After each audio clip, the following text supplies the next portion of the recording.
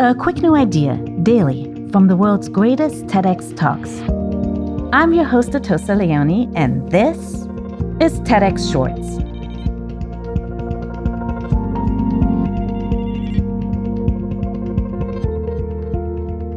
Relationships end for so many reasons. But why do so many end because of self-sabotage? Raquel Peel is a psychologist who studied this trend. Today, she offers 3 tips on how we can break this destructive cycle. To understand self-sabotage in romantic relationships, I have conducted 2 studies. In the first study, I interviewed psychologists from all over Australia who specialize in romantic relationships. I really wanted to understand what self-sabotage looks like in practice. I came to one conclusion. People do tend to behave in similar ways or patterns as they move from one relationship to the next. In the second study, I wanted to understand how people in relationships behaved and why. So to that end, I surveyed over 600 people from all over the globe. My participants varied in age, cultural background, and sexual orientation, but yet they answered in very similar ways. So from those interviews and surveys, I have compiled a list of behaviors which are very destructive in a relationship. 4 of these behaviors stood out, as they have been previously identified by a well-known psychologist and researcher, John Gottman. These are criticism, defensiveness, contempt, and stonewalling. He calls this the 4 horsemen of the apocalypse. How fitting. So this might tell you how someone might sabotage a relationship. As to the why, it seems that people sabotage relationships for one main reason: to protect themselves. That makes sense. That is a valid way to be. So overall, self-saboteurs hold insecure views of themselves, others, and relationships. And this is usually due to having had difficult relationships in the past growing up, say with their parents, peers, or romantic partners. This is really tough to escape. Now let me tell you, the way people choose to self-sabotage will be uniquely tailored by their past experiences.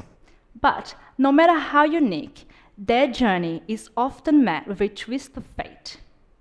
People who regularly self-sabotage will find it becomes a self-fulfilling prophecy. So they tell themselves they cannot do a task. Their claims will translate their performance into real outcomes. I have countless examples, but one of them is actually standing right in front of you. Hello, my name is Raquel. I am a recovering romantic self-saboteur. I assume that people in a relationship with me will eventually leave me. I also assume that all my relationships will fail without much evidence. Consequently, I am often thinking how best to protect myself. And I count on the 4 horsemen of the apocalypse to do the job, with criticism, defensiveness, contempt, and stonewalling. Just ask my husband. But let me tell you, it doesn't work. So a lot of people come to me and ask, how did things change for you? What happened? I have been conducting research into what works to maintain long-term relationships. So I have combined what I have learned into 3 tips for you.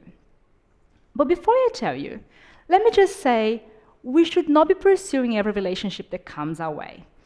I would like to tell you to pursue those relationships that have the potential to work. They are good. And what's standing in your way is your self-sabotage tendencies. So for those, tip number 1, insight. Take a really good look at yourself and your behaviors in relationships. Ask yourself, are you someone who needs a lot of reassurance from your partner? Are you someone who gets nervous when things get too close? Are you someone who counts on the 4 horsemen of the apocalypse to protect you? If yes, you could be a romantic self-saboteur. But please don't shoot the messenger. I know these are very uncomfortable questions. I just need you to think about it. I have told you my reasons for wanting to protect myself. What are yours? Tip number 2, expectation. Think about your expectations of your romantic partners. Do you expect they should know what you are thinking or want all the time? Do you get frustrated when they're not living up to your expectations or standards? Are your expectations even realistic? And tip number 3, collaboration.